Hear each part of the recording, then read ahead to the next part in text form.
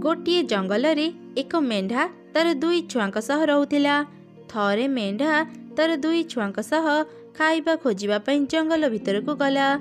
दुर्भाग्य को से दिन सेमाने गोटे बाघ हाबुड़े पड़गले। बाघ को देखी भय मेंढा और मेंढा छुआ दौड़ाक लगिले। बाघ भी तांको पछरे पड़गला।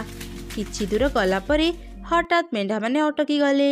सामना रे गोटे नदी थिला आउ नदी मझिरे गोटे बड़ कंटार बाड़ थिला। हा हा हा एबे तमे माने कुआड़े जीव? आजी तम मानकु मो पाखरु केही रक्षा करि पारिबेनी। मु थाउ थाउ तू मो छुआ मानकर किछि क्षति करि पारिबुनी। एमिति कही माँ मेंढाटी कंटा बाड़ ऊपर को डेई पड़िला। माँ तू ये कौन कलु? मो पई चिंता करनी झियो। तू तो भाई को नहीं एठारु शीघ्र पळा। आह तमे दुई जण एठारु शीघ्र जाओ आउ भलरे रुह। माँ तू कौन आम सांगरे जीवुनी? ना रे धन मु तो सांगरे जाई पारिबिनी। तमे दुई जण शीघ्र दूर को चली जाओ आउ सावधान रुह। मो पई चिंता करिबनी। एमिति कहिबा परे माँ मेंढाटीर जीवन चलीगला। दुई मेंढा छुआ जंगलर बहुत भीतर को चलीगले। बाघ सेमानकु धरिबा पई जेमिति हरिण ऊपर को डेइला से कंटा बाड़ ऊपर पड़गला। अरे मु कोठी पड़गली? ओह कि कष्ट। एमिति से बाघ भी सेठारे मरीगला। दीदी आउ केते दूर चलिबा? मो पाद बहुत बथा कलाणी। हाँ मु भी बहुत थकी गलिणी। चल से गछ मूले जाई टिके सोइबा। एमिति कथा हेई से दुई मेंढा छुआ गछ मूले जाई आराम कले। परदिन सकाळे भौणी मेंढा खाइबा खोजिबा पई जंगल भीतर को गला। किछि दूर गला परे से सेठारे गोटे बड़ फल को पड़िथिबार देखिला। सेपटे ता भाई मेंढा भी ताको खोजी खोजी सेठारे पहुंची गला। अरे भाई देख मु केते बड़ गोटे फल पाइली। चल खाइबा। एमिति से दुई जण भाग करी से फल को खाइले। बा दीदी फलटी बहुत मिठा होइतिला। मते तो बहुत शोष कलाणी। मु जाउची पाख नदीरु पानी पीके आसीबी। एमिति कही से मेंढा छुआ पानी पीबा को एक नदी पाखकू गला। आउ पानी पीबा समय रे हठात सेठाकू गोटे बाघुणी चली आसिला। शेषरे मु तते पाईगली। तो माँ पई मो स्वामी मरीगले। आजी मु तते जमारू छाड़ीबिनी। बंचाओ बंचाओ किए कोठी अछ? दीदी तो कुआड़े गलु मते बंचा।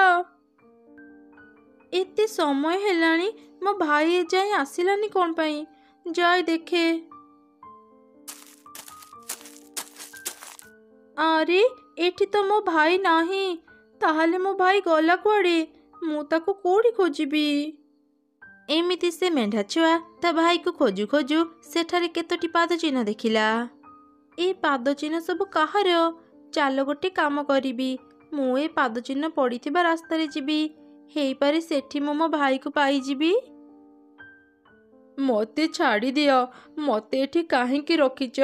मो भौणी मते बहुत खोजुथिबो। दया करी मते छाड़ी दियो। चुप कर बेसी पाटी करनी नहले तते मु एबे ही खाईदेबी। माँ माँ मु ए मेंढार मुंड को खाइबी। बाघराणी मते यार गोड़ खाइबा को देबे? कारण या पई आमे हमर बाघ महाराजा को हरेइले। तो एकदम ठीक कथा कहिचु। ए मेंढा छुआर माँ पई मो स्वामी को जीवन चलीगला। आमे समस्ते मिसी याको खाइबा। ता हेले जे मो स्वामी को आत्मा को शांति मिलिबो। याको भाग करिबा पई चल गोटे धारुआ छुरी आनिबा। एमिति कही बाघुणी आउ सियाल धारुआ छुरी आनिबा को चलीगले। मेंढा छुआ को जगिबा पई से माने बाघर छुआ को सेठारे छाड़ीदेले। अरे बाघ छुआ मो कथा टिके सुन। मते लागुची तू बहुत भल। मते एठारु जीवाकू दे ना प्लीज। हाँ ना कहिला कना मते एठारु जीवाकू दे। तते जदि छाड़ीदेबी मो माँ आसिले मते बहुत मारिबो। चुपचाप भितरे बस बुझिलु। लागुची ए बाघ छुआ एमिति मते एठारु जीवाकू देबनी। मते किछि गोटे बुद्धि बाहर करबाकू पड़िबो। ता हेले जाई मु ए पिंजरा भितरु बाहरी पारिबी। ठीक सही समय रे भौणी मेंढा ता भाई को खोजी खोजी सेठारे पहुंची गला। आउ जोर जोर पाटी रे ता भाई को डाकिला। मेंढा भाईटी ता भौणीर पाटी शुणी पारिला। ହଠାତ୍ ତା ମୁଣ୍ଡରେ ଗୋଟେ ବୁଦ୍ଧି ପଶିଲା। ସେ ବାଘ ଛୁଆକୁ କହିଲା, ଏଇ ଯେ ବାଘ ଛୁଆ, ମୋ ଭଉଣୀ ମୋତେ ଡାକୁଛି, ତୁ ଶୁଣିପାରୁଛୁ ନା? ହଁ, ଶୁଣିବିନି କେମିତି? ତୁ କ'ଣ ମୋତେ କାଲୁଣୀ ଭାବୁଛୁ? ତୋ ଭଉଣୀ ତତେ ଡାକୁଛି, ସେଥିରେ ମୋର କ'ଣ ଯାଏ ଆସେ? ଓହୋ, ତୁ ବୁଝୁନୁ କ'ଣ ପାଇଁ? ତୁ ଯା, ମୋ ଭଉଣୀକୁ କହିବୁ ମୁଁ ଏଠାରେ ଅଛି। ମୋ ଭଉଣୀ ମୋ ପାଖକୁ ନିଶ୍ଚୟ ଆସିବ। ତୋ ମା ଯେତେବେଳେ ପିଞ୍ଜରା ଭିତରେ 2ଟି ମେଣ୍ଢା ଛୁଆ ଦେଖିବେ, ସେ କେତେ ଖୁସି ହେବେ କହିଲୁ? ଆରେ ହଁ, ଏ ମେଣ୍ଢା ଛୁଆ ତ ଏକଦମ ଠିକ କଥା କହିଲା। ମୋ ମା ମୋତେ ସବୁବେଳେ ଖାଲି ବକି ବକି କୁହେ। ସେ ଯେତେବେଳେ ଏଠି 2ଟା ମେଣ୍ଢା ଛୁଆ ଦେଖିବ, ସେ ତ ମୋର ବହୁତ ପ୍ରଶଂସା କରିବ। ଏମିତି ଭାବି ବାଘ ଛୁଆ ଗୁମ୍ଫାରୁ ବାହାରି ତା ଭଉଣୀ ମେଣ୍ଢା ପାଖକୁ ଗଲା। ଏ ଶୁଣ, ତୋ ଭାଇକୁ ତୁ ଖୋଜୁଛୁ ନା? ସେ ଆମ ଘରେ ଅଛି। କ'ଣ ହେଲା? ମୋ ଭାଇ ତମ ଘରେ ଅଛି? ମୋତେ ମୋ ଭାଇ ପାଖକୁ ନେଇଯାଅ। ଠିକ ଅଛି, ଆସ ମୋ ସାଙ୍ଗରେ। ଭାଇ, ତୁ ଠିକ ଅଛୁ ନା? ତୁ ଏଠାକୁ କେମିତି ଆସିଲୁ? ଦିଦି, ମୁଁ ଜାଣିଥିଲି ତୁ ମୋତେ ଖୋଜି ଖୋଜି ଏଠାକୁ ନିଶ୍ଚୟ ଆସିବୁ। ମୋତେ ଏଠାରୁ ବାହାର କରି ନେଇଯା ଦିଦି। ଆରେ, ତୁ ବାହାରେ ଛିଡ଼ା ହେଇକି କାହିଁକି ରହିଲୁ? ଭିତରକୁ ଯା, ତୋ ଭାଇକୁ ଦେଖା କର। ଯେମିତି ଭଉଣୀ ମେଣ୍ଢା ପିଞ୍ଜରା ଭିତରକୁ ଗଲା, ବାଘ ଛୁଆ ତୁରନ୍ତ ପିଞ୍ଜରାର କବାଟକୁ ବନ୍ଦ କରିଦେଲା। ଆରେ, ତୁ ଏ କ'ଣ କରୁଛୁ? ତୁ କ'ଣ ଭାବିଲୁ ମୁଁ ତତେ ଖାଲିଟାରେ ଏଠାକୁ ଆଣିଛି? ମୋ ମା ଯେତେବେଳେ ଆସିବ, ସେ ତତେ ଦେଖି ବହୁତ ଖୁସି ହେଇଯିବ। ଭାଇ ମେଣ୍ଢାଟି ତା ଭଉଣୀକୁ ସବୁ ଘଟଣା ଜଣେଇଲା। ଆଚ୍ଛା, ତାହେଲେ ଏମିତି କଥା? ମୋ ସାଙ୍ଗରେ ଚାଲାକି ନାହିଁ? ରହ, ତତେ ଦଉଛି ପାନେ। ଆରେ, ତୋ ମା ଯଦି ମୋତେ ଏଠି ଦେଖି ଏତେ ଖୁସି ହେବ, ତୁ ମୋତେ ଆଗରୁ କହିଲୁନି? ମୋ ସହ ମୋ ସାଙ୍ଗ ବି ଥିଲା, ମୁଁ ତାକୁ ବି ଏଠାକୁ ନେଇ ଆସିଥାନ୍ତି। ଆରେ ବାଃ, ଗୋଟେ ନୁହଁ କି 2ଟା ନୁହଁ, ପୁରା 3ଟା ମେଣ୍ଢା। ମା ଦେଖିଲେ କେତେ ଖୁସି ହେବ। ହଁ, ବେଶୀ ସମୟ ହେଇନି, ଯାଉନୁ, ତୁ ତ ସାଙ୍ଗକୁ ଏଠାକୁ ନେଇ ଆସିବୁ। ଏମିତି କହି ବାଘ ଛୁଆ ପିଞ୍ଜରାର କବାଟକୁ ଖୋଲିଦେଲା। 2 ମେଣ୍ଢା ଛୁଆ ବାହାରକୁ ଚାଲି ଆସିଲେ। ତୁମେମାନେ ଶୀଘ୍ର ଯାଇ ତମ ସାଙ୍ଗକୁ ଏଠାକୁ ଡାକି ଆଣ। କିଛି ଚାଲାକି କରିବନି କହିଦଉଛି। ହଁ ହଁ, ତୁ ମୋଟେ ବ୍ୟସ୍ତ ହେନି, ଆମେ ଶୀଘ୍ର ଚାଲି ଆସିବୁ। ଏମିତି କହି 2 ମେଣ୍ଢା ଛୁଆ ଦୌଡ଼ିକି ବହୁତ ଦୂରକୁ ଚାଲିଗଲେ। କିଛି ସମୟ ପରେ ବାଘୁଣୀ ଆଉ ଶିଆଳ ଗୋଟେ ବଡ଼ ଛୁରୀ ଧରି ଗୁମ୍ଫାରେ ପହଞ୍ଚିଲେ। ଆରେ, ଏ ପିଞ୍ଜରାଟା ଖୋଲା କେମିତି ଅଛି? ମେଣ୍ଢା ଛୁଆ ଗଲା କୁଆଡ଼େ? ଅଛି ମା, ଅଛି। ଗୋଟେ ନୁହଁ କି 2ଟା ନୁହଁ, ପୁରା 3ଟା ମେଣ୍ଢା। ମୁଁ କହୁଛି ଶୁଣ। ଏମିତି ବାଘ ଛୁଆ ତା ମାକୁ ସବୁ ଘଟଣା ଜଣେଇଦେଲା। ମୁଁ ତତେ ଖାଲିଟାରେ ବକି କୁହେନି। ଆରେ ମୂର୍ଖ, ଯିଏ ଥରେ ଏ ପିଞ୍ଜରାରୁ ଚାଲିଗଲେ ସେ କ'ଣ ଆଉ ଫେରିବ? ସେମାନେ ତତେ ବୋକା ବନେଇ ଏଠାରୁ ଚାଲିଗଲେ।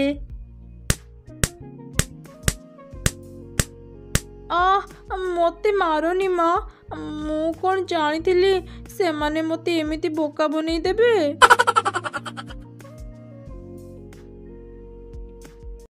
ଥରେ ଗୋଟିଏ ଜଙ୍ଗଲର ଏକ ଛୋଟ ଗୁମ୍ଫାରେ ଗୋଟେ ମା ମେଣ୍ଢା ତା ଛୋଟ ଛୁଆ ସାଙ୍ଗରେ ରହୁଥିଲା। ମେଣ୍ଢା ଛୁଆ ଛୋଟ ହେଲେ ମଧ୍ୟ ସେ ଥିଲା ବହୁତ ଚାଲାକ। ଦିନେ ସେ ତା ମା ସାଙ୍ଗରେ ତା ମାମୁଁ ଘରକୁ ଯାଉଥିଲା। ବହୁତ ଦିନ ପରେ ସେ ତା ମାମୁଁ ଘରକୁ ଯାଉଥିଲା ବୋଲି ସେ ବହୁତ ଖୁସି ଥିଲା। ମୁଁ ମାମୁଁ ଘରକୁ ଯିବି, ବହୁତ ମଜା କରିବି। ମା, ଆଜି ମୁଁ ବହୁତ ଖୁସି।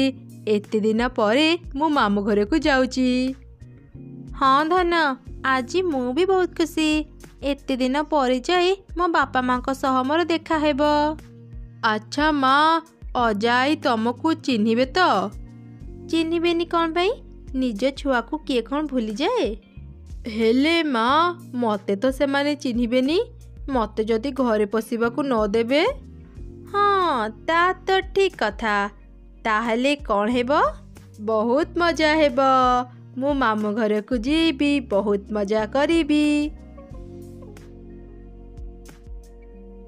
ମା, ମାମୁଁ ଘର ଆଉ କେତେ ଦୂର? ଏଇ ନଦୀ ପାର ହେଲେ ଗୋଟେ ଜଙ୍ଗଲ ପଡ଼ିବ। ଜଙ୍ଗଲର ଶେଷରେ ତ ମାମୁଁ ଘର। ଆରେ, ଆଜି ଏଠି କ'ଣ ଡଙ୍ଗା ନାହିଁ? ଡଙ୍ଗା ନହେଲେ ଆମେ ନଦୀ ପାର ହେବା କେମିତି? ଡଙ୍ଗା ନହେଲେ ନାହିଁ, ଚାଲ ମା, ଆମେ ପହଁରି ପହଁରି ନଦୀ ସେପାରିକୁ ଚାଲିଯିବା। ନା ରେ ଧନ, ନଦୀରେ ଜମା ପାଦ ଦେବୁନି। ଏ ନଦୀରେ ବହୁତ ବଡ଼ ବଡ଼ କୁମ୍ଭୀର ଅଛନ୍ତି। ତାହେଲେ କ'ଣ କରିବା ମା? ସେ କଥା ତ ମୁଁ ବି ଭାବୁଛି, ଏବେ କ'ଣ ଯେ କରିବା। ତମେ ଚିନ୍ତା କରନି ମା, ଏଇ ପାଖ ବୁଦା ଭିତରେ କଇଁଚ ଦାଦା ରୁହନ୍ତି। ତାଙ୍କ ବୟସ 200 ବର୍ଷ। ସେ ନା ମୋତେ ବହୁତ ଭଲ ପାଆନ୍ତି। କଇଁଚ ଦାଦା କିଏ? ତାଙ୍କ ସାଙ୍ଗରେ ତୋର ଚିହ୍ନା କେମିତି ହେଲା? ଥରେ ମୁଁ ଆଉ ମୋ ସାଙ୍ଗ ଏଇ ନଦୀ ପାଖରେ ଖେଳୁଥିଲୁ। ସେତେବେଳେ ଆମେ କଇଁଚ ଦାଦାଙ୍କୁ ଦେଖିଲୁ। ସେ ଓଲଟା ହେଇ ପଡ଼ିଥିଲେ। ସେ ଜମାରୁ ସିଧା ହେଇପାରୁନଥିଲେ। ମୁଁ ଆଉ ମୋ ସାଙ୍ଗ ମିଶି ବହୁତ କଷ୍ଟରେ କଇଁଚ ଦାଦାଙ୍କୁ ସିଧା କରିଦେଲୁ। ସେ ଆମ ଉପରେ ବହୁତ ଖୁସି ହେଲେ ଆଉ ଆମକୁ ବଢ଼ିଆ ବଢ଼ିଆ ଖାଇବାକୁ ଦେଲେ। ସେବେଠାରୁ କଇଁଚ ଦାଦାଙ୍କ ସହ ମୋର ଚିହ୍ନା ପରିଚୟ। ଏଇଟା ତ ବହୁତ ଭଲ କଥା। ହେଲେ ତୁ ଏକଥା ମୋତେ ଆଗରୁ କାହିଁକି କହିନଥିଲୁ? ଭୁଲି ଯାଇଥିଲି ମା। ଏଇ ଦେଖ କଇଁଚ ଦାଦା ଆସିଲେଣି। କଇଁଚ ଦାଦା, କେମିତି ଅଛ? ମୁଁ ଭଲ ଅଛି। ତୁ କେମିତି ଅଛୁ? ତୋ ସାଙ୍ଗରେ କିଏ? ତୋ ମା ବୋଧେ? ହଁ ଦାଦା, ମୁଁ ମୋ ମା ସାଙ୍ଗରେ ମୋ ମାମୁଁ ଘରକୁ ଯାଉଛି। ନଦୀ ସେପାରି ମୋ ମାମୁଁ ଘର। ମୁଁ ବି ନଦୀ ସେପାରିକୁ ଯାଉଛି। ଚାଲ, ମୁଁ ତମମାନଙ୍କୁ ମୋ ସାଙ୍ଗରେ ନେଇଯିବି। ଆପଣଙ୍କୁ ବହୁତ ଧନ୍ୟବାଦ। ଆମେ କୁମ୍ଭୀରକୁ ଡରି ନଦୀ ସେପାରିକୁ ଯାଇପାରୁନଥିଲୁ। ତମେମାନେ ଭୟ କରନି, ମୋ ପିଠିରେ ବସ। ମୁଁ ତମମାନଙ୍କୁ ସୁରକ୍ଷିତ ନଦୀ ପାର କରିଦେବି। ଦାଦା, ଏବେ ଚାଲନ୍ତୁ।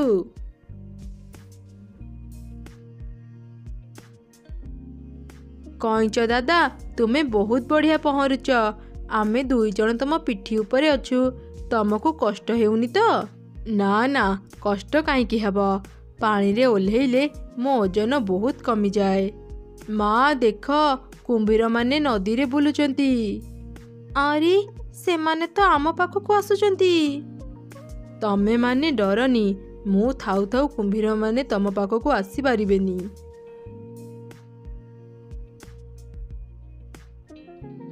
ଧନ୍ୟବାଦ କଇଁଚ ଦାଦା। ଆଜି ତମ ପାଇଁ ଆମେ ସୁରକ୍ଷିତ ନଦୀ ପାର ହେଇଗଲୁ। ହଉ, ତମେମାନେ ଏବେ ଯାଅ। ହେଲେ ଟିକେ ସାବଧାନରେ ରହିବ। ମୁଁ ଶୁଣିଛି ଏ ଜଙ୍ଗଲକୁ ଗୋଟେ ଲାଞ୍ଜକଟା ବାଘ ଚାଲି ଆସିଛି। ମୁଁ ଏବେ ମୋ ଘରକୁ ଯାଉଛି। ଲାଞ୍ଜକଟା ବାଘ? ଆରେ, ସେ ତ ମୋ ବାଘ ମାମୁଁ। ତାଙ୍କ ସାଙ୍ଗରେ ଦେଖା ହେଲେ ବହୁତ ମଜା ହେବ। ବାଘ ମାମୁଁ କହୁଛୁ? ତୁ କ'ଣ ବାଘକୁ ଜାଣିଛୁ? ହଁ ମା, ମୁଁ ବାଘ ମାମୁଁଙ୍କୁ ବହୁତ ଭଲ ଭାବରେ ଜାଣିଛି। ବହୁତ ଥର ମୁଁ ତାଙ୍କ ସାଙ୍ଗରେ ଜଙ୍ଗଲରେ ବୁଲିଛି। ଆଚ୍ଛା, ତୁ ଆଉ କ'ଣ କ'ଣ ସବୁ କରିଛୁ ମୁଁ ଟିକେ ଶୁଣେ। ଆରେ ଧନ, ବାଘ ସାଙ୍ଗରେ କିଏ କ'ଣ ସାଙ୍ଗ ହୁଏ? ବାଘ ଯଦି ତୋର କିଛି କ୍ଷତି କରିଦେବ? ନା ନା ମା, ତୁମେ ଭୟ କରନି। ମୋ ବାଘ ମାମୁଁ ବହୁତ ଅଲଗା। ସେ ଆମର କୌଣସି ପଶୁପକ୍ଷୀଙ୍କର କିଛି କ୍ଷତି କରନ୍ତିନି। ସେ ନା ବହୁତ ଭଲ।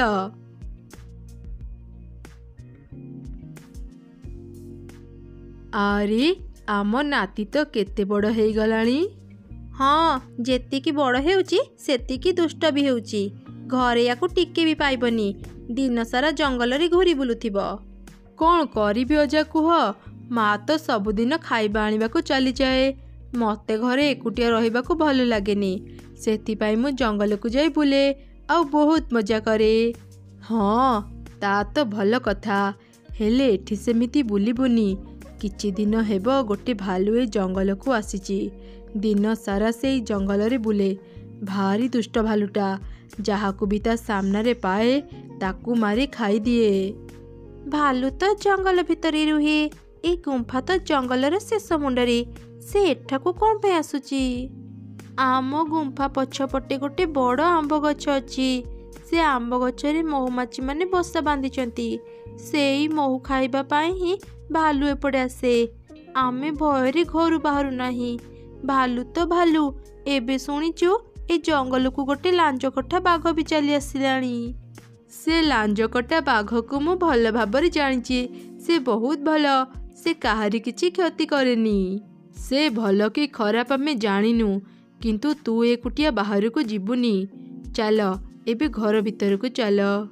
ରାତିରେ ଖାଇସାରି ସମସ୍ତେ ଶୋଇବା ପରେ ମେଣ୍ଢା ଛୁଆଟି ଉଠି ଏକୁଟିଆ ବାହାରକୁ ଚାଲିଗଲା। ମୁଁ ଜଙ୍ଗଲ ଭିତରକୁ ତ ଚାଲି ଆସିଲି। ଏ ରାତିର ଅନ୍ଧାରକୁ ଦେଖିଲେ ମୋତେ ଭାରି ଡର ଲାଗୁଛି। କେଜାଣି ମୁଁ ବାଘ ମାମୁଁକୁ ପାଇବି କି ନାହିଁ। ସେ ଦୁଷ୍ଟ ଭାଲୁ ଏଠାକୁ ଚାଲି ଆସିବନି ତ? ଚାଲ ଚାଲ, ଶୀଘ୍ର ମୁଁ ବାଘ ମାମୁଁକୁ ଖୋଜିବି। ସେ ଗଛ ତଳେ କିଏ ଗୋଟେ ଶୋଇଛି ନା କ'ଣ? ଆରେ ଏଇଟା ତ ଗୋଟେ ବାଘ। ଇଏ ମୋ ବାଘ ମାମୁଁ ନା ଅନ୍ୟ କେହି ବାଘ? ଚାଲ ମୁଁ ଆଗ ୟାର ଲାଞ୍ଜ ଦେଖିବି। ଆରେ ୟା ଲାଞ୍ଜ ତ କଟି ଯାଇଛି, ମାନେ ଇଏ ମୋ ବାଘ ମାମୁଁ। ବାଘ ମାମୁଁ ଶୋଇଛ କି? କିଏ ମୋତେ ବାଘ ମାମୁଁ ଡାକୁଛି? ଲାଗୁଛି ମୁଁ ସ୍ୱପ୍ନ ଦେଖୁଛି।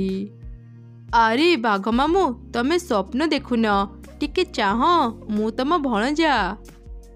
ଆରେ ଭଣଜା, ତୁ ଏଠି ଏତେ ରାତିରେ ଏଇ ଜଙ୍ଗଲରେ ତୁ କ'ଣ କରୁଛୁ? ବାଘ ମାମୁଁ, ଏ ଜଙ୍ଗଲରେ ମୋ ମାମୁଁ ଘର। ମୁଁ ଶୁଣିଲି ତମେ ବି ଏଠାକୁ ଚାଲି ଆସିଛ, ସେଥିପାଇଁ ମୁଁ ତମକୁ ଦେଖା କରିବା ପାଇଁ ଚାଲି ଆସିଲି। ଭଲ କଲୁ। ତତେ ଆଉ କ'ଣ କହିବି, ସେ ଜଙ୍ଗଲରେ ସମସ୍ତେ ମୋତେ ଡରନ୍ତି, ହେଲେ ପଛରେ ମୋତେ ଲାଞ୍ଜକଟା ବାଘ ବୋଲି କହି ମୋର ବହୁତ ମଜା ଉଡ଼ାନ୍ତି।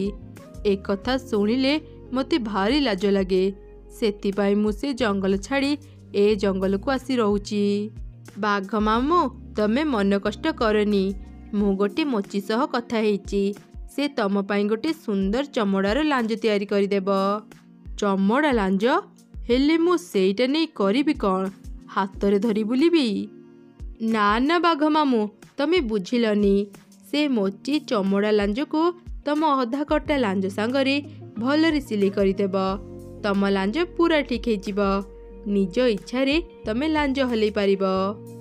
ଆରେ ବାଃ, ସେମିତି ହେଲେ ତ ମୋତେ ଆଉ କେହି ଲାଞ୍ଜ କଟା ବାଘ କହିବେନି। ସତରେ ଭଣଜା, ତୋର କେତେ ବୁଦ୍ଧି। ଇଚ୍ଛା ହେଉଛି ତତେ ଏବେ ଖାଇଦେବି। ବାଘ ମାମୁଁ, ଇଏ କ'ଣ କହୁଛ? ଆରେ ଭଣଜା, ମୁଁ ତ ତୋ ସହ ଟିକେ ମଜା କରୁଥିଲି। ବାଘ ମାମୁଁ, ମୁଁ ଗୋଟେ ସମସ୍ୟାରେ ପଡ଼ିଯାଇଛି। ଏଇ ଜଙ୍ଗଲରେ ଗୋଟେ ଭାଲୁ ସମସ୍ତଙ୍କୁ ବହୁତ ହଇରାଣ କରୁଛି। ଦିନେ ତ ସେ ମୋତେ ଖାଇ ଦେଇଥାନ୍ତା। ମୋ ଭାଗ୍ୟ ଭଲ ଥିଲା ବୋଲି ଅଳ୍ପକେ ବଞ୍ଚିଗଲି। ସେ ଭାଲୁର ଏତେ ସାହସ? ଚାଲ ତା ପାଖକୁ। ମୁଁ ଥାଉ ଥାଉ ତୋର କେହି କିଛି କ୍ଷତି କରିପାରିବେନି। ଏମିତି ବାଘ ଆଉ ମେଣ୍ଢା ଜଙ୍ଗଲରେ ଭାଲୁକୁ ଖୋଜିଲେ। କିଛି ସମୟ ପରେ ସେମାନେ ଭାଲୁକୁ ପାଇଗଲେ। କିଏ ରେ ତୁ? ମୋ ରାସ୍ତାରେ କାହିଁକି ଛିଡ଼ା ହେଇଛୁ? ପଳା ଏଠୁ, ନହେଲେ ମରିବୁ। ମରିବି ମୁଁ ନୁହଁ, ମରିବୁ ତୁ। ଦେଖ ମୋ ପଛରେ କିଏ ଛିଡ଼ା ହେଇଛି। ବାପ୍ରେ, ଏତେ ବଡ଼ ବାଘ! ମୁଁ ଏତେ ବଡ଼ ବାଘ କେବେ ବି ଦେଖିନଥିଲି। ବାଘ ରାଜା ପ୍ରଣାମ। କିଏ ରେ ଭାଲୁ? ମୁଁ ଶୁଣିଲି ତୁ ଏଠି ସମସ୍ତଙ୍କୁ ବହୁତ ହଇରାଣ କରୁଛୁ। ବାଘ ରାଜା, ଆପଣ ଏଠି ଅଛନ୍ତି ବୋଲି ମୁଁ ଜାଣିନଥିଲି। ମୋତେ କ୍ଷମା କରିଦିଅନ୍ତୁ, ମୁଁ ଏବେ ହିଁ ଏ ଜଙ୍ଗଲ ଛାଡ଼ି ଚାଲି ଯାଉଛି। ଠିକ୍ ଅଛି, ମୁଁ ତତେ ଆଜି ଛାଡ଼ି ଦେଉଛି। ତୁ ଏଠାକୁ ଆଉ କେବେ ବି ଆସିବୁନି। ହଁ ହଁ ବାଘ ରାଜା, ମୁଁ ଏବେ ହିଁ ଚାଲି ଯାଉଛି। ସାବାସ୍ ବାଘ ମାମୁଁ, ଚାଲ ଏବେ ମୋ ଘରକୁ ଚାଲ। ଆଜି ତମ ପାଇଁ ଭାଲୁ ଏ ଜଙ୍ଗଲ ଛାଡ଼ି ଚାଲିଗଲା। ତାପରେ ବାଘ ଆଉ ମେଣ୍ଢା ଛୁଆ ତାଙ୍କ ଘରକୁ ଗଲେ। ସେତେବେଳେ ସମସ୍ତେ ମେଣ୍ଢା ଛୁଆକୁ ଖୋଜୁଥିଲେ। ମେଣ୍ଢା ଛୁଆ ସମସ୍ତଙ୍କୁ ସବୁ ଘଟଣା ଜଣେଇଲା। ଏକଥା ଜାଣି ସମସ୍ତେ ଖୁବ୍ ଖୁସି ହେଇଗଲେ ଆଉ ବାଘ ରାଜାକୁ ଧନ୍ୟବାଦ ଜଣେଇଲେ।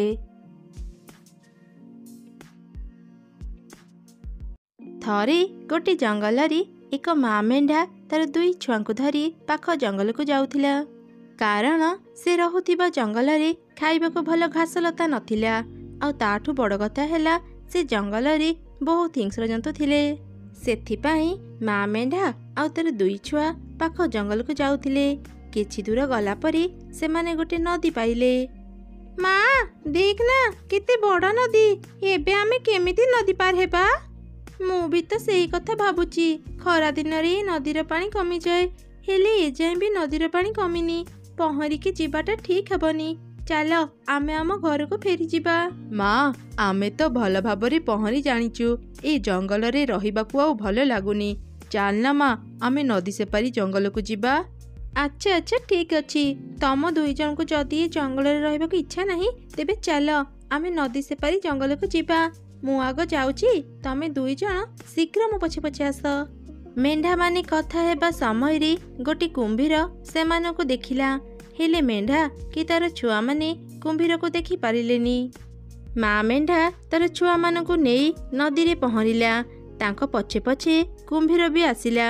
ବଡ଼ ମେଣ୍ଢା ଛୁଆଟି ତା ମା ସହ ପହଁରୁଥିଲା, ହେଲେ ଛୋଟ ମେଣ୍ଢା ଛୁଆଟି ଶୀଘ୍ର ପହଁରି ପାରୁନଥିଲା। ଛୋଟ ମେଣ୍ଢା ଛୁଆଟି ତା ମା ଭାଇଙ୍କ ପାଖରୁ ଟିକେ ଦୂରରେ ଥିଲା। ତାର ଠିକ୍ ପଛରେ କୁମ୍ଭୀର ଥିଲା। କୁମ୍ଭୀର ସେ ମେଣ୍ଢା ଛୁଆକୁ ଖାଇବା ପାଇଁ ଶୀଘ୍ର ଶୀଘ୍ର ତା ପାଖକୁ ଯାଉଥିଲା। ସେପଟେ ମା ମେଣ୍ଢା ଆଉ ତାର ବଡ଼ ଛୁଆ ନଦୀ ପାର ହେଇ ଉପରକୁ ଉଠିଗଲେ। ଆଉ ସେତେବେଳେ ସେମାନେ ମେଣ୍ଢା ଛୁଆ ପଛରେ ସେ କୁମ୍ଭୀରକୁ ଦେଖିଲେ। ଶୀଘ୍ର ନଦୀ ପାର ହେଇ ଧନ, ତ ପଛରେ ଗୋଟେ କୁମ୍ଭୀର ଅଛି। ମା, ମୁଁ ଥକି ଗଲିଣି, ଆଉ ଶୀଘ୍ର ପହଁରି ପାରୁନି। ତୁ ଡରନି ଧନ, ମୁଁ ବଞ୍ଚି ଥାଉ ଥାଉ କୁମ୍ଭୀର ତୋର କିଛି କ୍ଷତି କରିପାରିବନି। ଏମିତି କହି ମା ମେଣ୍ଢାଟି ନଦୀକୁ ଡେଇଁ ଶୀଘ୍ର ତା ଛୁଆ ପାଖକୁ ଗଲା। କୁମ୍ଭୀର ମା ମେଣ୍ଢାକୁ ଧରି ପାଣି ଭିତରକୁ ନେଇଗଲା ଆଉ ତାକୁ ଖାଇଦେଲା। ଆଜି ତୋ ପାଇଁ କୁମ୍ଭୀର ଆମ ମାକୁ ଖାଇଦେଲା। ତୁ ଏତେ ଧୀରେ ଧୀରେ କାହିଁକି ପହଁରୁଥିଲୁ? କୁମ୍ଭୀର ଏତେ ପାଖରେ ଥିଲା ବୋଲି ମୁଁ ଜାଣିନଥିଲି ଭାଇ। ମୋର ମା କଥା ଭାରି ମନେ ପଡୁଛି। ମା, ତୁ କୁଆଡେ ଗଲୁ? ଫେରିଆ ମା। ଭାଇ, ମାକୁ ଡାକି ଆଣନା। ମା ଆଉ କେବେ ବି ଫେରିବନି। ସେ କୁମ୍ଭୀର ଆମ ମାକୁ ଖାଇ ଦେଇଛି। ମୁଁ ସେ କୁମ୍ଭୀରକୁ ଜମା ବି ଛାଡ଼ିବିନି। ସେ ମୋ ମାକୁ ମାରିଛି, ମୁଁ ବି ତାକୁ ମାରିଦେବି। ଚାଲ ଭାଇ, ଆମେ ତାକୁ ମାରି ଆମ ମା ହତ୍ୟାର ପ୍ରତିଶୋଧ ନେବା। ତୁ ପାଗଳ ହେଇଗଲୁ କି? ଆମେ କ'ଣ କୁମ୍ଭୀରକୁ ମାରିପାରିବା? ମୁଁ ବି ସେ କୁମ୍ଭୀର ପାଖରୁ ପ୍ରତିଶୋଧ ନେବାକୁ ଚାହୁଁଛି, ହେଲେ ଏମିତି ଆମେ ସେ କୁମ୍ଭୀରକୁ ମାରିପାରିବାନି। ଚାଲ ଜଙ୍ଗଲ ଭିତରକୁ ଯିବା, କେହି ନା କେହି ତ ଆମକୁ ସାହାଯ୍ୟ କରିବେ। ତୁ ଆଉ ଏମିତି କାନ୍ଦନି, ଚାଲ ଏବେ ଯିବା। ଏମିତି ଚିନ୍ତା କରି ସେ ଦୁଇ ମେଣ୍ଢା ଛୁଆ ଜଙ୍ଗଲ ଭିତରକୁ ଗଲେ। କିଛି ସମୟ ପରେ ସେମାନେ ଜଙ୍ଗଲ ମଝିରେ ପହଞ୍ଚିଗଲେ। ସେତେବେଳେ ସେ ରାସ୍ତାରେ ଗୋଟିଏ ଶିଆଳ ଯାଉଥିଲା। ମେଣ୍ଢା ଛୁଆଙ୍କୁ ଦେଖି ସେ ତାଙ୍କ ପାଖକୁ ଗଲା। ଆରେ ବାଃ, କେତେ ଦିନରୁ ମୁଁ ମେଣ୍ଢା ମାଂସ ଖାଇନି। ଆଜି ଲାଗୁଛି ପେଟ ପୁରା କଅଁଳିଆ ମେଣ୍ଢା ମାଂସ ଖାଇବାକୁ ମିଳିବ। କିରେ, ତମେ ଦୁଇ ଜଣ କୁଆଡ଼େ ଯାଉଛ? ଆଉ କାନ୍ଦୁଛ କ'ଣ ପାଇଁ? ଆମକୁ ମାରନି, ଆମେ ବହୁତ ଦୁଃଖରେ ଅଛୁ। ଦୟାକରି ଆମକୁ ସାହାଯ୍ୟ କର। ଦୁଃଖରେ ଅଛ? ହେଲେ ତମମାନଙ୍କର ଦୁଃଖ କ'ଣ? ଗୋଟେ ଦୁଷ୍ଟ କୁମ୍ଭୀର ନଦୀ ପାର ହେବା ସମୟରେ ଆମ ମାକୁ ଖାଇ ଦେଇଛି। ଆମେ ସେ କୁମ୍ଭୀରକୁ ମାରି ଆମ ମା ହତ୍ୟାର ପ୍ରତିଶୋଧ ନେବୁ। ଆମକୁ ଟିକେ ସାହାଯ୍ୟ କର। ଆରେ, ଏଇଟା ତ ବହୁତ ଭଲ କଥା। ଏବେ ମୁଁ ବି ତମମାନଙ୍କୁ ମାରି ତୁମ ମା ପାଖରେ ତମ ଦି ଜଣଙ୍କୁ ପହଞ୍ଚେଇ ଦେବି। କିଏ ଆଗ ମା ପାଖକୁ ଯିବ କୁହ? ଏ କ'ଣ କହୁଛ? ନା ନା, ଆମକୁ ମାରନି, ଆମକୁ ଛାଡ଼ି ଦିଅ। ସେତେବେଳେ ଗୋଟେ କାଉ ଆସି ଶିଆଳକୁ ଜୋର ଜୋରେ ଖୁମ୍ପିଲା। ଶିଆଳ ଭୟରେ ସେଠାରୁ ଚାଲିଗଲା। କାଉ, ତତେ ବହୁତ ଧନ୍ୟବାଦ। ଆଜି ତୋ ପାଇଁ ଆମ ଜୀବନ ବଞ୍ଚିଗଲା। ମୁଁ ତମମାନଙ୍କର ସବୁ କଥା ଶୁଣିଛି। ଚାଲ ମୋ ସାଙ୍ଗରେ ହାତୀ ପାଖକୁ। ଏବେ କେବଳ ସେ ହିଁ ତମ ଦୁଇ ଜଣଙ୍କୁ ସାହାଯ୍ୟ କରିପାରିବ। ଏମିତି କହି କାଉ ସେ ଦୁଇ ମେଣ୍ଢା ଛୁଆଙ୍କୁ ହାତୀ ପାଖକୁ ନେଇଗଲା। ସେତେବେଳେ ହାତୀ ଶୋଇଥିଲା। ତମେ ଦୁଇ ଜଣ ତମ ଦୁଃଖ କଥା ହାତୀକୁ କୁହ। ମୋର ଏବେ ବହୁତ କାମ ଅଛି, ମୁଁ ଏବେ ଯାଉଛି। ହାତୀ ରାଜା, ଟିକେ ଉଠନ୍ତୁ, ଆମକୁ ତୁମର ସାହାଯ୍ୟ ଦରକାର। ତମେ ଦୁଇ ମେଣ୍ଢା ଛୁଆ କିଏ? ମୋ ପାଖରେ ତୁମର କାମ କ'ଣ? ଆଉ ତମେ ଦୁଇ ଜଣ କାନ୍ଦୁଛ କ'ଣ ପାଇଁ? ହାତୀ ରାଜା, ଆମେ ନଦୀ ପାର ହେବା ସମୟରେ ଏ ନଦୀରେ ରହୁଥିବା ଗୋଟେ କୁମ୍ଭୀର ଆମ ମାକୁ ଖାଇଦେଲା। ଆମେ ସେ କୁମ୍ଭୀରକୁ ମାରି ଆମ ମା ହତ୍ୟାର ପ୍ରତିଶୋଧ ନେବାକୁ ଚାହୁଁଛୁ। ଦୟାକରି ଆମକୁ ସାହାଯ୍ୟ କର। କ'ଣ କହିଲୁ? ସେ ଦୁଷ୍ଟ କୁମ୍ଭୀର ତ ମାକୁ ଖାଇ ଦେଇଛି। କିଛି ଦିନ ତଳେ ଏ ଜଙ୍ଗଲରୁ ଗୋଟେ ହରିଣ ଛୁଆକୁ ବି କୁମ୍ଭୀର ଖାଇ ଦେଇଥିଲା। ନା, ଆଉ ନୁହଁ। ଏବେ ସେ କୁମ୍ଭୀରକୁ ଉଚିତ ଶିକ୍ଷା ଦେବାକୁ ପଡ଼ିବ। ସେ କୁମ୍ଭୀର କୋଉଠି ରୁହେ ମୁଁ ଜାଣିଛି। ଚାଲ ମୋ ସାଙ୍ଗରେ। ଏମିତି କହି ହାତୀ ତାର ଏକ ସାଙ୍ଗକୁ ଡାକିଲା। ଆଉ ତାପରେ ସମସ୍ତେ ମିଶି ସେ କୁମ୍ଭୀର ପାଖକୁ ଗଲେ। କିଛି ସମୟ ପରେ ସେମାନେ କୁମ୍ଭୀର ଘରେ ପହଞ୍ଚିଗଲେ। ଆରେ ହାତୀ ରାଜା, ଏଇ ଗରିବ ଘରକୁ ଆଜି କେମିତି ଆସିଲ? ଗରିବକୁ ଧନୀ କରିବା ପାଇଁ ଆସିଛି। ବଦମାସ କୁମ୍ଭୀର, ତୁ ଏ ମେଣ୍ଢା ଛୁଆର ମାକୁ କ'ଣ ପାଇଁ ଖାଇଲୁ କହ? ଓ, ମୁଁ ଏ ମେଣ୍ଢା ଛୁଆର ମାକୁ ଖାଇଲି ବୋଲି ତୁମେ ଏଠାକୁ ବିଚାର କରିବା ପାଇଁ ଆସିଛ? ଖାଲି ବିଚାର କରିବିନି, ତତେ ଗୋଟେ ଉଚିତ ଶିକ୍ଷା ଦେବି, ଯେମିତି ତୁ ଆଉ ଏ ଭୁଲ କେବେ ବି କରିବୁନି। ଦେଖ ହାତୀ ରାଜା, ମୁଁ ତମର କିଛି କ୍ଷତି କରିନି। ତୁମେ ଏଠାରୁ ଚାଲିଯାଅ, ମୁଁ ବି ମୋ ରାସ୍ତାରେ ଚାଲିଯିବି। ଚୁପ୍ କର, ଆଜି ତୁ କୁଆଡ଼େ ବି ଯାଇପାରିବୁନି। ତ ଭୁଲର ଶାସ୍ତି ଆଜି ତୁ ପାଇବୁ।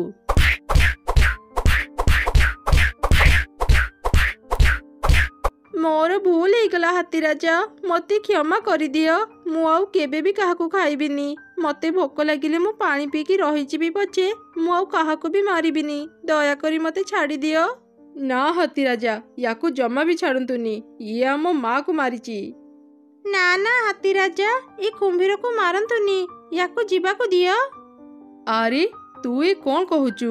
ଆମ ମାର ହତ୍ୟାକାରୀକୁ ଛାଡ଼ିଦେବା ପାଇଁ କହୁଛୁ? କିଛି ସମୟ ଆଗରୁ ମୁଁ ବି ଏ କୁମ୍ଭୀରକୁ ମାରିବାକୁ ଚାହୁଁଥିଲି, ହେଲେ ଏବେ ୟାର ଦୁଇଟି ଛୁଆକୁ ଦେଖି ମୋର ୟାକୁ ମାରିବାକୁ ଇଚ୍ଛା ହେଉନି। କାହିଁକି ନା ସେ ବି ଗୋଟେ ମା। ସେ ଆମ ମାକୁ ମାରି ଭୁଲ କରିଛି। ଏବେ ଯଦି ଆମେ ତାକୁ ମାରିବା, ଆମେ ବି ସେଇ ଏକା ଭୁଲ କରିବା। ତାର ଦୁଇ ଛୁଆ ଅନାଥ ହେଇଯିବେ, ଆଉ ଆମ ଭଳି କଷ୍ଟ ପାଇବେ। ମୁଁ ଜମା ବି ଚାହୁଁନି ସେ କୁମ୍ଭୀର ଛୁଆମାନେ ଆମ ଦୁଇ ଭାଇଙ୍କ ଭଳି ମାକୁ ହରିବାର କଷ୍ଟ ପାଆନ୍ତୁ। ମେଣ୍ଢା ଛୁଆ, ମୁଁ ତ ମାକୁ ଖାଇଦେଲି, ତଥାପି ତୁମର ଜୀବନ ବଞ୍ଚେଇଲୁ। ମୁଁ ତତେ କଥା ଦେଉଛି, ଆଗକୁ ମୁଁ ଏଭଳି ଭୁଲ ଆଉ କେବେ ବି କରିବିନି। କୁମ୍ଭୀର, ତୁ ଆଜି ଏ ମେଣ୍ଢା ଛୁଆ ପାଇଁ ବଞ୍ଚିଗଲୁ। ଆଉ ମେଣ୍ଢା ଛୁଆ, ତୁ ଛୋଟ ହେଲେ ବି ଆଜି ତୁ ବହୁତ ବଡ଼ କାମ କଲୁ। ଶତ୍ରୁ ଉପରେ ତୋର ଏ ଦୟା ଦେଖି ମୁଁ ତୋ ଉପରେ ବହୁତ ଖୁସି। ଚାଲ ଏବେ ଫେରିଯିବା। ଏମିତି ସେମାନେ ଜଙ୍ଗଲ ଭିତରକୁ ଚାଲି ଆସିଲେ।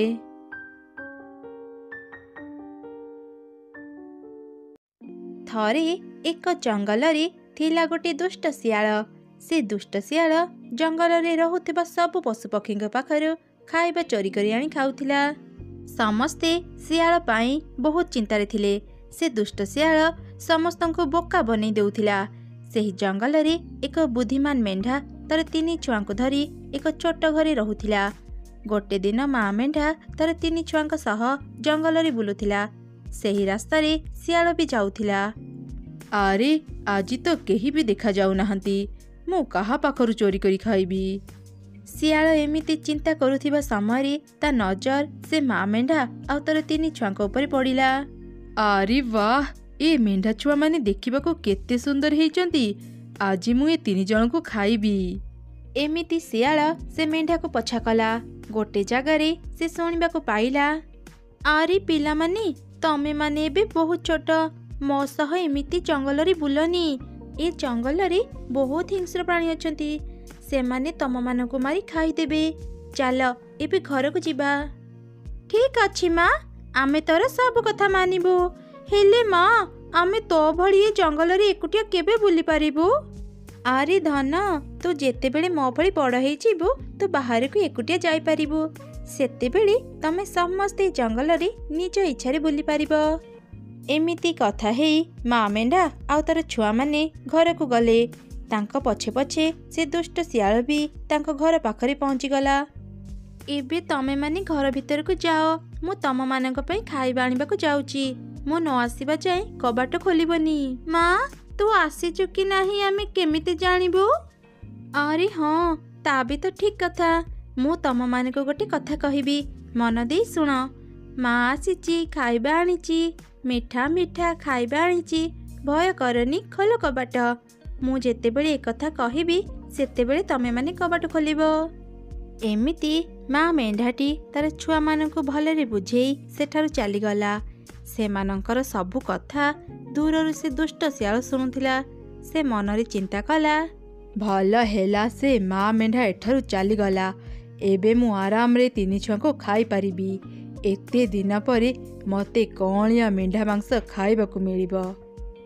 ଏମିତି ଚିନ୍ତା କରି ଶିଆଳ ମେଣ୍ଢାର ଘର ପାଖକୁ ଗଲା ଆଉ କହିଲା, ମା ଆସିଛି, ଖାଇବା ଆଣିଛି, ମିଠା ମିଠା ଖାଇବା ଆଣିଛି, ଭୟ କରନି, ଖୋଲ କବାଟ। ମା ଏତେ ଜଲ୍ଦି କେମିତି ଆସିଲା? ଚାଲ କବାଟ ଖୋଲିବା। ଆରେ ରୁହ ରୁହ, ମା ଆସିନି। ମାର କଣ୍ଠସ୍ୱର ଏତେ ଖରାପ ନୁହଁ। କିଏ ତୁମେ? ତୁମେ ଆମ ମା ନୁହଁ, ଆମେ କବାଟ ଖୋଲିବୁନି। ଆରେ ନା ନା, ମୁଁ ତମ ମା। କବାଟ ଖୋଲ ପିଲାମାନେ। ନା, ଆମ ମାର କଣ୍ଠସ୍ୱର ଏତେ ଖରାପ ନୁହଁ, ତୁମେ ଆମ ମା ନୁହଁ। ଏମିତି ଶୁଣି ଶିଆଳ ବୁଝିଗଲା ଯେ ସେ ଏତେ ସହଜରେ ମେଣ୍ଢା ଛୁଆଙ୍କୁ ଖାଇପାରିବନି। ସେ ସେଠାରୁ ଚାଲିଗଲା। କିଛି ସମୟ ପରେ ସେ ପୁଣି ମେଣ୍ଢାର ଘରକୁ ଆସିଲା। ସେ ବହୁତ ନରମ କଣ୍ଠରେ ଛୁଆମାନଙ୍କୁ କବାଟ ଖୋଲିବାକୁ କହିଲା। ଆରେ ଲାଗୁଛି ମା ଆସିଯାଇଛି, ଚାଲ କବାଟ ଖୋଲିବା।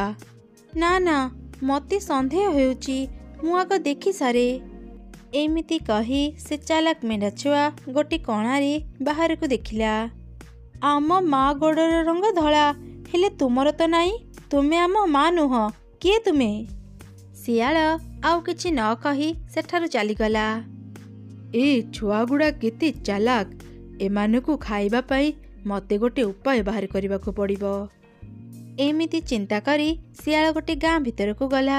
ସେ କିଛି ଅଟାରେ ତା ଗୋଡ଼ଗୁଡ଼ିକୁ ଧଳା କରି ପୁଣି ଜଙ୍ଗଲକୁ ଫେରି ଆସିଲା।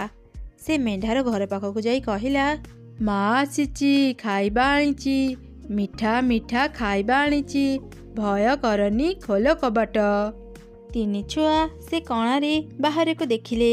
ଧଳା ଧଳା ଗୋଡ଼ ଦେଖି ସେମାନେ ଭାବିଲେ ତାଙ୍କ ମା ଆସିଯାଇଛି। ତିନି ମେଣ୍ଢା ଛୁଆ କବାଟକୁ ଖୋଲିଦେଲେ। ଶିଆଳ ଘର ଭିତରକୁ ଚାଲିଗଲା। ହା ହା ହା, ତମମାନଙ୍କ ମା ନୁହଁ, ଯମ ଆସିଛି ତମମାନଙ୍କୁ ନେବା ପାଇଁ। ମୁଁ ତମମାନଙ୍କୁ ମୋ ଘରକୁ ନେଇ ଆରାମରେ ଖାଇବି। ଏମିତି କହି ସେ ଶିଆଳ ଦୁଇ ମେଣ୍ଢା ଛୁଆଙ୍କୁ ବାନ୍ଧି ଗୋଟେ ବସ୍ତାରେ ଭର୍ତ୍ତି କରିଦେଲା। ଆଉ ସେ ବସ୍ତା ଧରି ଘରକୁ ଗଲା। ହେଲେ ସେ ଚାଲାକ ମେଣ୍ଢା ଛୁଆ ଘରର ଗୋଟେ କୋଣରେ ଲୁଚି ରହିଗଲା। କିଛି ସମୟ ପରେ ମା ମେଣ୍ଢା ଘରକୁ ଫେରିଲା। ଘରର କବାଟକୁ ଖୋଲା ଦେଖି ସେ ବହୁତ ଡରିଗଲା। ସେ ଘର ଭିତରକୁ ଯାଇ ତା ଛୁଆମାନଙ୍କୁ ଡାକିଲା।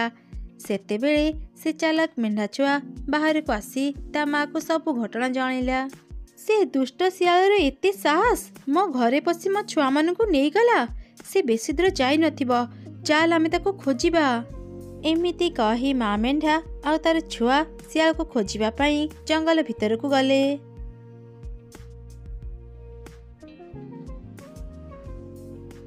ଓହୋ, ଏ ମେଣ୍ଢା ଛୁଆମାନେ କେତେ ଓଜନିଆ, ମୋତେ ଭାରି ଥକା ଲାଗିଲାଣି। ଏ ଗଛ ମୂଳେ ଟିକେ ଆରାମ କରେ, ତାପରେ ଘରକୁ ଯିବି। ଏମିତି କହି ଶିଆଳ ଗଛ ତଳେ ମେଣ୍ଢା ଛୁଆଙ୍କୁ ରଖି ଶୋଇ ପଡ଼ିଲା। ସେପଟେ ମା ମେଣ୍ଢା ଆଉ ତାର ଛୁଆ ଶିଆଳକୁ ଖୋଜି ଖୋଜି ସେଠାରେ ପହଞ୍ଚିଗଲେ। ମା ମା, ଦେଖ ସେଠି ସେ ଶିଆଳ ଶୋଇଛି। ସେ ବସ୍ତାରେ ମୋ ଭାଇମାନେ ଅଛନ୍ତି। ହଁ ଝିଅ, ତୁ ଠିକ୍ କହିଛୁ, ପାଟି କରନି, ଆମେ ଦୁଷ୍ଟ ଶିଆଳକୁ ଉଚିତ ଶିକ୍ଷା ଦେବା। ଏମିତି କହି ମା ମେଣ୍ଢା ଧୀରେ ଧୀରେ ଶିଆଳ ପାଖକୁ ଗଲା ଆଉ ବସ୍ତା ଖୋଲି ତାର ଦୁଇ ଛୁଆଙ୍କୁ ବାହାରକୁ ନେଇ ଆସିଲା। ସେ ମା ମେଣ୍ଢାଟି ବସ୍ତାରେ ବହୁତ ଗୁଡ଼ିଏ ପଥର ରଖି ବସ୍ତାକୁ ଭଲ ଭାବରେ ବାନ୍ଧିଦେଲା। ତାପରେ ସବୁ ମେଣ୍ଢା କିଛି ବି ଶବ୍ଦ ନ କରି ନିଜ ଘରକୁ ଫେରିଗଲେ। କିଛି ସମୟ ପରେ ଶିଆଳ ଉଠିଲା। ଆରେ ବହୁତ ସମୟ ଯାଇ ଶୋଇ ପଡ଼ିଲି, ଆଉ ନୁହଁ, ଜଲ୍ଦି ଘରକୁ ଯାଏ, ତାପରେ ମେଣ୍ଢା ଛୁଆମାନଙ୍କୁ ଖାଇବି। ଏମିତି କହି ସେ ଶିଆଳ ପଥର ଭରା ବସ୍ତାକୁ ତା ପାଟିରେ ଧରି ଆଗକୁ ଚାଲିଲା। କିଛି ଦୂର ଗଲା ପରେ ଶିଆଳ ପାଟିରୁ ବସ୍ତା ଖସି ପଡ଼ୁଥିଲା। ଏମିତି ଦେଖି ଶିଆଳ ବହୁତ ବିରକ୍ତ ହେଇଗଲା। ଆରେ ଏ ମେଣ୍ଢା ଛୁଆମାନେ ଏତେ ଓଜନିଆ କେମିତି ହେଇଗଲେ? ମୁଁ ଏମାନଙ୍କୁ ଧରି ପାରୁନି କ'ଣ ପାଇଁ? ସେତେବେଳେ ସେ ରାସ୍ତାରେ ଗୋଟେ ଚଢ଼େଇ ଯାଉଥିଲା। ସେ ଶିଆଳର କଥା ଶୁଣି ତା ପାଖକୁ ଗଲା। ଆରେ ଶିଆଳ ଭାଇ, କାହାକୁ ଏତେ ରାଗୁଛ? ଆରେ ନା ନା, ସେମିତି କିଛି ନୁହଁ, ମୁଁ ମୋ ଘରକୁ କିଛି ଖାଇବା ନେଇ ଯାଉଛି, ହେଲେ ମୁଁ ଧରି ପାରୁନି। ଟିକି ଚଢ଼େଇ, ମୋତେ ଗୋଟେ ସାହାଯ୍ୟ କରିପାରିବୁ? ହଁ ହଁ, କୁହ, ମୁଁ ତମକୁ କ'ଣ ସାହାଯ୍ୟ କରିପାରିବି? ଟିକି ଚଢ଼େଇ, ଏ ବସ୍ତାକୁ ମୋ ପିଠିରେ ଭଲ ଭାବରେ ବାନ୍ଧିଦେ, ଯେମିତି ବସ୍ତା ଆଉ ତଳେ ନ ପଡ଼ିବ। ଟିକି ଚଢ଼େଇ ଶିଆଳ କହିବା ଅନୁସାରେ ପଥର ଭରା ବସ୍ତାକୁ ତା ପିଠିରେ ଲଦି ଭଲ ଭାବରେ ବାନ୍ଧିଦେଲା। ଶିଆଳ ସେ ପଥର ଭରା ବସ୍ତାକୁ ବୋହି ଆଗକୁ ଚାଲିଲା। କିଛି ଦୂର ଗଲା ପରେ ତାକୁ ବହୁତ ଶୋଷ ଲାଗିଲା। ଆରେ ମୁଁ ତ ବହୁତ ଥକିଗଲିଣି। ଏ ପାଖରେ ଗୋଟେ ନଦୀ ଅଛି, ଚାଲ ସେଠି ଟିକେ ପାଣି ପିଇ ସାରି ଘରକୁ ଯିବି। ଏମିତି କହି ଶିଆଳ ପାଣି ପିଇବା ପାଇଁ ଯେମିତି ନଇଁଲା, ତା ଗୋଡ଼ ଖସି ସେ ନଦୀ ଭିତରେ ପଡ଼ିଗଲା। ଆରେ ମରିଗଲି ରେ, କିଏ କୋଉଠି ଅଛ, ମୋତେ ବଞ୍ଚାଅ। ମୁଁ ଆଉ କେବେ ବି ମେଣ୍ଢାର ଛୁଆ ଚୋରି କରିବିନି, ମୋତେ ବଞ୍ଚାଅ। ପଥର ବସ୍ତା ଯୋଗୁଁ ଶିଆଳ ନଦୀରୁ ବାହାରି ପାରିଲାନି। ଏମିତି ସେ ଦୁଷ୍ଟ ଶିଆଳ ନଦୀରେ ବୁଡ଼ି ମରିଗଲା। ଗୋଟିଏ ଘଞ୍ଚ ଜଙ୍ଗଲ ଭିତରେ ସବୁ ପଶୁପକ୍ଷୀ ମିଳିମିଶି ରହୁଥିଲେ। ସିଂହରାଜାର ଆଦେଶ ଅନୁସାରେ କେହି ବି କାହା ଉପରେ ଆକ୍ରମଣ କରୁନଥିଲେ। ସେମାନେ ସିଂହରାଜାର କଥା ମାନି ଚଳୁଥିଲେ। ସେମାନଙ୍କ ମଧ୍ୟରୁ ଗୋଟିଏ ମେଣ୍ଢା ଆଉ ଗୋଟିଏ ଶିଆଳ ସାଙ୍ଗ ଥିଲେ। ସେ ଦୁଇଜଣ ଏକା ସାଙ୍ଗରେ ଗୋଟିଏ ଗଛ ମୂଳେ ରହୁଥିଲେ। ସେ ଦୁଇଜଣ ଖୁବ୍ ଭଲ ସାଙ୍ଗ ଥିଲେ। ସେମାନେ ଯୁଆଡ଼େ ବି ଯାଉଥିଲେ ସାଙ୍ଗ ହିଁ ଯାଉଥିଲେ। ଏମିତି କିଛି ଦିନ ଭଲରେ ବିତିଗଲା। ଶୀତ ଋତୁ ଆସିବା ପରେ ଚାରିଆଡ଼େ ବରଫ ପଡ଼ିଲା। ଶୀତ ଏତେ ପଡ଼ିଲା ଯେ କେହି ବି ନିଜ ବସାରୁ ବାହାରି ପାରିଲେନି। ଗୋଟେ ଦିନ ମେଣ୍ଢା ଶିଆଳକୁ କହିଲା, ଆରେ ସାଙ୍ଗ ଶିଆଳ, ଏତେ ଥଣ୍ଡାରେ ଆଉ ବାହାରେ ରହି ହେଉନି। ଚାଲ ଆମେ ଆମର ଏକ ଘର ବନେଇବା। ଗୋଟେ ଦିନ ମୁଁ ତ ଘରେ ଯାଇ ରହିବି, ଆଉ ଗୋଟେ ଦିନ ତୁ ମୋ ଘରେ ଆସି ରହିବୁ। ବହୁତ ମଜା ଲାଗିବ। ଶିଆଳ ବି ଏକଥାରେ ରାଜି ହେଇଗଲା। ଶିଆଳ ବରଫରେ ଏକ ସୁନ୍ଦର ଚକଚକ୍ କରୁଥିବା ଘର ତିଆରି କଲା। ଆଉ ମେଣ୍ଢା କାଠରେ ଏକ ଛୋଟ କୁଡ଼ିଆ ତିଆରି କଲା। ମେଣ୍ଢାର ଘର ଦେଖି ଶିଆଳ ବହୁତ ହସିଲା ଆଉ ତାର ବହୁତ ମଜା ଉଡ଼େଇଲା। ଆରେ ମେଣ୍ଢା, ତୁ ଏ କ'ଣ ଘର ବନେଇଛୁ? ତୋ ଘର ଦେଖିବାକୁ କେତେ ଅସୁନ୍ଦର। ମୋ ଘରକୁ ଦେଖ, କେତେ ସୁନ୍ଦର ଆଉ ଚକଚକ୍ କରୁଛି। ମେଣ୍ଢା ଶିଆଳ କଥାର କିଛି ଉତ୍ତର ଦେଲାନି। ଏମିତି ପୁରା ଶୀତଦିନ ଶିଆଳ ଆଉ ମେଣ୍ଢା ନିଜ ନିଜ ଘରେ ରହିଲେ। ଶୀତଦିନ ଯିବା ପରେ ଖରାଦିନ ଆସିଲା। ଖରାରେ ଶିଆଳର ବରଫ ଘର ତରଳି ଗଲା। ସେ ମେଣ୍ଢା ଘରେ ଆସି ରହିଲା। ମେଣ୍ଢାର ଘର ଭିତରଟି ବହୁତ ପରିଷ୍କାର ଆଉ ସୁନ୍ଦର ଦେଖାଯାଉଥିଲା। ଶିଆଳ ମନରେ ଲୋଭ ଆସିଲା। ଆରେ ମେଣ୍ଢା, ତୁ ଏଠୁ ବାହାର। ଏବେଠୁ ଏ ଘର ମୋର। ଆରେ ସାଙ୍ଗ, ତୁ ଏ କ'ଣ କହୁଛୁ? ଏଇଟା ମୋ ଘର। ଏ ଘରକୁ ମୁଁ ବନେଇଛି। ଚୁପ୍ କର। ତୁ ଏ ଘରେ ଆଉ ରହିପାରିବୁନି। ଏ ଘର ମୋତେ ବହୁତ ଭଲ ଲାଗିଲା। ତୁ ଶୀଘ୍ର ଏଠୁ ବାହାର। ନା ନା ସାଙ୍ଗ, ଏମିତି କହନି। ତତେ ଯଦି ଏ ଘର ଭଲ ଲାଗିଲା, ଆମେ ଦୁଇଜଣ ମିଶି ଏ ଘରେ ରହିବା। ହେଲେ ଶିଆଳ ମେଣ୍ଢାର କଥା ଶୁଣିଲାନି। ସେ ମେଣ୍ଢାକୁ ଘରୁ ବାହାର କରିଦେଲା। ମନ ଦୁଃଖରେ ମେଣ୍ଢା ସେଠାରୁ ଚାଲିଗଲା। ରାସ୍ତାରେ ସେ କହିଲା, ଶିଆଳ ମୋ ସାଙ୍ଗରେ ଏମିତି କେମିତି କରିପାରିଲା? ସେ ତ ମୋର ବହୁତ ଭଲ ସାଙ୍ଗ ଥିଲା। ଏମିତି ଭାବି ମେଣ୍ଢାଟି ଯାଉ ଯାଉ ରାସ୍ତାରେ ସେ ଗୋଟେ କୁକୁରକୁ ପାଇଲା। କ'ଣ ହେଲା ମେଣ୍ଢା, ତୁ ମନ ଦୁଃଖରେ କୁଆଡ଼େ ଯାଉଛୁ? କ'ଣ ଆଉ କହିବି କୁକୁର ସାଙ୍ଗ, ମୁଁ ଗୋଟେ ଶିଆଳ ସାଙ୍ଗରେ ସାଙ୍ଗ ହେଇଥିଲି। ସେ ଏତେ ଦୁଷ୍ଟ ବୋଲି ମୁଁ ଜାଣିନଥିଲି। ସେ ମୋ ଘରକୁ ଜୋର କରି ଛଡ଼େଇ ନେଇଛି ଆଉ ମୋତେ ମୋ ଘରୁ ବାହାର କରିଦେଇଛି। କ'ଣ ହେଲା? ସେ ଶିଆଳଟା ଏତେ ଦୁଷ୍ଟ? ଚାଲ ତ ଘରକୁ ଯିବା। ଦେଖିବା ସେ ତତେ ତ ଘର କେମିତି ନ ଦେବ। ମେଣ୍ଢା କୁକୁରକୁ ତା ସାଙ୍ଗରେ ଘରକୁ ନେଇଗଲା। ଏ ଦୁଷ୍ଟ ଶିଆଳ, ଶୀଘ୍ର ମେଣ୍ଢା ଘରୁ ବାହାର, ନହେଲେ ମୁଁ ଏକଥା ସିଂହରାଜାଙ୍କୁ କହିଦେବି। ଆରେ ଏ କୁକୁର, ତୁ ଯଦି ମୋ କଥା ସିଂହରାଜାଙ୍କୁ କହିବୁ, ତେବେ ମୁଁ ବି କହିଦେବି ତୁ ସିଂହରାଜାଙ୍କ ଆଦେଶ ନ ମାନି ଗତକାଲି ଜଙ୍ଗଲରୁ ଗୋଟେ କୁକୁଡ଼ା ଖାଇଦେଇଛୁ। ଏମିତି ଶୁଣି କୁକୁରଟି ଡରିଗଲା। ସତକୁ ସତ ସେ ସିଂହରାଜାଙ୍କ ଆଦେଶକୁ ନ ମାନି ଗୋଟେ କୁକୁଡ଼ାକୁ ଖାଇ ଦେଇଥିଲା। ସେ ଭୟରେ ସେଠାରୁ ଶୀଘ୍ର ଚାଲିଗଲା। ମେଣ୍ଢା ପୁଣି କାନ୍ଦି କାନ୍ଦି ଜଙ୍ଗଲ ଭିତରକୁ ଚାଲିଗଲା। ରାସ୍ତାରେ ତାର ଗୋଟେ କଇଁଛ ସହ ଦେଖା ହେଲା। ଆରେ ମେଣ୍ଢା, ମନ ଦୁଃଖରେ କୁଆଡ଼େ ଯାଉଛୁ? ଆରେ କଇଁଛ ଭଉଣୀ, ଗୋଟେ ଶିଆଳ ସାଙ୍ଗରେ ମୁଁ ସାଙ୍ଗ ହେଇଥିଲି। ହେଲେ ସେ ଦୁଷ୍ଟ ଶିଆଳ ମୋତେ ମୋ ଘରୁ ବାହାର କରିଦେଇଛି। ଗୋଟେ କୁକୁର ମୋତେ ସାହାଯ୍ୟ କରିବା ପାଇଁ ମୋ ସାଙ୍ଗରେ ଯାଇଥିଲା, ହେଲେ ସେ ଶିଆଳକୁ ଡରି ସେଠାରୁ ଚାଲିଗଲା। ତୁ ମନ ଦୁଃଖ କରନି ମେଣ୍ଢା, ଚାଲ ମୁଁ ତ ସାଙ୍ଗରେ ତ ଘରକୁ ଯିବି। କଇଁଛ ମେଣ୍ଢା ସାଙ୍ଗରେ ତା ଘରକୁ ଗଲା। ଶିଆଳ କଇଁଛକୁ ବି ଡରେଇ ସେଠାରୁ ପଠେଇଦେଲା। ଏମିତି କୁକୁଡ଼ା ବି ମେଣ୍ଢାକୁ ସାହାଯ୍ୟ କରିବା ପାଇଁ ତା ଘରକୁ ଆସିଲା। ହେଲେ ସେ ବି ଶିଆଳକୁ ମେଣ୍ଢା ଘରୁ ବାହାର କରିପାରିଲାନି। ଏସବୁ ଦେଖି ମେଣ୍ଢା ବହୁତ ନିରାଶ ହେଇଗଲା। ସେ କହିଲା, ନା, ମୁଁ ଆଉ ଏ ଜଙ୍ଗଲରେ ରହିବିନି।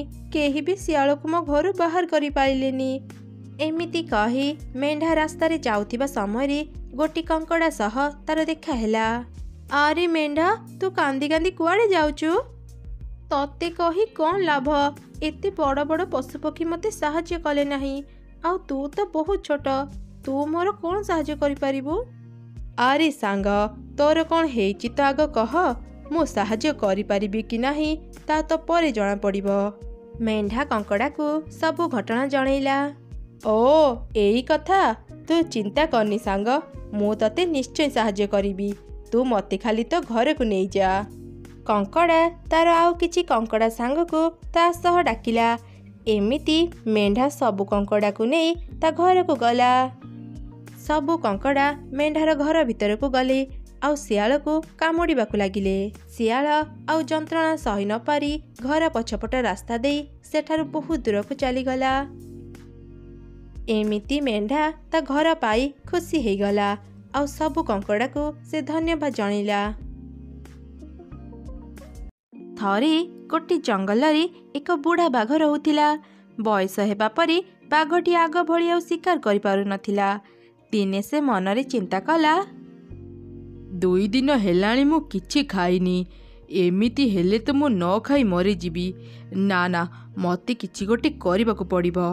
ହଁ, ଚାଲ ମୁଁ ଶିଆଳକୁ ଭୟ ଦେଖେଇ ମୋ ସାଙ୍ଗରେ ରଖିବି ଆଉ ତା ସାହାଯ୍ୟରେ ମୁଁ ଖାଇବା ଯୋଗାଡ଼ କରିବି।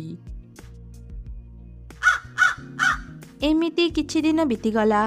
ବାଘ ଶିଆଳକୁ ମୃତ୍ୟୁର ଭୟ ଦେଖେଇ ତା ସାଙ୍ଗରେ ରଖିଲା। ଶିଆଳ ବି ଭୟରେ ସବୁଦିନ ବାଘ ପାଇଁ ଖାଇବା ଯୋଗାଡ଼ କରୁଥିଲା। ଦିନେ ବାଘ ଆଉ ଶିଆଳ ଜଙ୍ଗଲରେ ବୁଲୁଥିଲେ। ହଠାତ୍ ବାଘଟି କହିଲା, ଆରେ ଶିଆଳ, ମୋତେ ଭାରି ଭୋକ ଲାଗିଲାଣି। ଯା, ଶୀଘ୍ର ମୋ ପାଇଁ ଖାଇବା ଆଣିବୁ। ଆଜ୍ଞା ବାଘ ମାମୁଁ, ପାଖ ଗାଁରେ ବହୁତ ମେଣ୍ଢା ଅଛନ୍ତି। ମୁଁ ଏବେ ସେଥିରୁ ଗୋଟେ ନେଇ ଆସୁଛି। ଏମିତି କହି ଶିଆଳ ଗାଁ ଭିତରକୁ ଚାଲିଗଲା। କିଛି ସମୟ ପରେ ସେ ଗୋଟେ ମେଣ୍ଢାକୁ ଧରି ବାଘ ପାଖରେ ପହଞ୍ଚିଲା। ଏଇ ନିଅନ୍ତୁ ବାଘ ମାମୁଁ, ପେଟ ପୁରା ମେଣ୍ଢା ମାଂସ ଖାଆନ୍ତୁ। ଆପଣ ଏଠି ଖାଆନ୍ତୁ, ମୁଁ ଯାଉଛି ମୋ ଖାଇବା ଯୋଗାଡ଼ କରିବି। ଏମିତି ପ୍ରତିଦିନ ଶିଆଳ ବାଘର ସବୁ ଖାଇବା ଯୋଗାଡ଼ କରୁଥିଲା। ବାଘ ଯାହା କହୁଥିଲା ଶିଆଳ ସବୁ ମାନୁଥିଲା। ଦିନେ ଶିଆଳ ଜଙ୍ଗଲରେ ବୁଲିବା ସମୟରେ ଭାବିଲା, ଏ ବାଘ ମୋତେ ତାର ଗୋଲାମ ବନେଇ ସାରିଲାଣି। ବାଘ ପାଖରୁ ମୁଁ ନିଜକୁ ମୁକ୍ତ କେମିତି କରିବି? ମୋତେ ଗୋଟେ ଭଲ ସୁଯୋଗକୁ ଅପେକ୍ଷା କରିବାକୁ ପଡ଼ିବ। ଏମିତି କିଛି ଦିନ ବିତିଗଲା। ଦିନେ ସନ୍ଧ୍ୟାରେ ବାଘ ଶିଆଳକୁ ଖାଇବା ଆଣିବା ପାଇଁ କହିଲା। ଶିଆଳ ଗାଁ ଭିତରକୁ ଗଲା ଖାଇବା ଯୋଗାଡ଼ କରିବାକୁ। ଗୋଟେ ଲୋକର ଘର ବାହାରେ ବହୁତ ଗୁଡ଼ିଏ ମେଣ୍ଢା ବନ୍ଧା ଯାଇଥିଲେ। ଏତେ ଗୁଡ଼ିଏ ମେଣ୍ଢା ଦେଖି ଶିଆଳ ବହୁତ ଖୁସି ହେଇଗଲା। ବାଘକୁ ପ୍ରତିଦିନ ମୁଁ ଗୋଟେ ମେଣ୍ଢା ନେଇ ଦେଉଛି, ସେ ତ ମୋତେ ଟିକେ ବି ଖାଇବାକୁ ଦେଉନି। ଆଜି ପ୍ରଥମେ ମୁଁ ମେଣ୍ଢା ଖାଇବି, ତାପରେ ଯାଇ ବାଘକୁ ଦେବି। ଏମିତି ଚିନ୍ତା କରି ଶିଆଳ ମେଣ୍ଢା ଖାଇବାକୁ ଯିବା ସମୟରେ ମେଣ୍ଢାମାନେ ଶିଆଳକୁ ଦେଖି ଜୋର ଜୋରରେ ପାଟି କଲେ। ମେଣ୍ଢାମାନଙ୍କ ଶବ୍ଦ ଶୁଣି ଘର ମାଲିକର ନିଦ ଭାଙ୍ଗିଗଲା। ସେ ବାହାରକୁ ଆସି ଦେଖିଲା ଶିଆଳ ମେଣ୍ଢା ଧରିବାକୁ ଯାଉଛି। ଲୋକଟି ଶିଆଳକୁ ଜୋର ଜୋରରେ ବାଡ଼େଇଲା ଆଉ ଗୋଟେ ଖୁଣ୍ଟରେ ନେଇ ବାନ୍ଧିଦେଲା। ଆଚ୍ଛା, ତୁ ତାହେଲେ ମେଣ୍ଢା ଚୋର। ତୁ ପ୍ରତିଦିନ ଆମ ଗାଁରୁ ମେଣ୍ଢା ଚୋରି କରି ନେଉଥିଲୁ। ସକାଳ ହେଉ, ମୁଁ ସବୁ ଗାଁ ଲୋକଙ୍କୁ ଏକଥା କହିବି। ସେମାନେ ତୋ କଥା ବୁଝିବେ। ବହୁତ ସମୟ ଯାଏଁ ଯେତେବେଳେ ଶିଆଳ ଖାଇବା ନେଇ ଆସିଲାନି, ବାଘ ଗାଁ ଭିତରକୁ ପଶିଲା। ସେ ଗୋଟେ ଲୋକର ଘର ବାହାରେ ଶିଆଳକୁ ବନ୍ଧା ହେଇଥିବାର ଦେଖିଲା। ବାଘ ଶିଆଳ ପାଖକୁ ଗଲା। ଆରେ ଶିଆଳ, ମୁଁ ତୋତେ ଖାଇବା ଆଣିବାକୁ କହିଥିଲି, ତୁ ଏଠି କ'ଣ କରୁଛୁ? ଆଉ ତୋ ବେକରେ ଦଉଡ଼ି ତୋତେ କିଏ ବାନ୍ଧିଲା? ଆରେ ବାଘ ମାମୁଁ, ମୁଁ ତମର ଖାଇବା ପାଇଁ ଗୋଟେ ମେଣ୍ଢା ନେଇ ଏଠାରୁ ଯିବା ସମୟରେ ଏ ଘର ମାଲିକ ମୋତେ ଦେଖିନେଲା ଆଉ କହିଲା, କାଲି ଭୋଜି ଖାଇ ସାରିଲା ପରେ ଯାଇ ଏଠାରୁ ଯିବୁ।